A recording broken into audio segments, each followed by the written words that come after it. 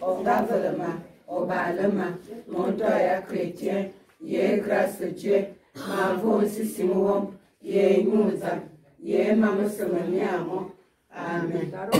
Wonato, et Dieu, Istemedo, et lui à Dieu, et puis vous master, et maman, Bibo Massi.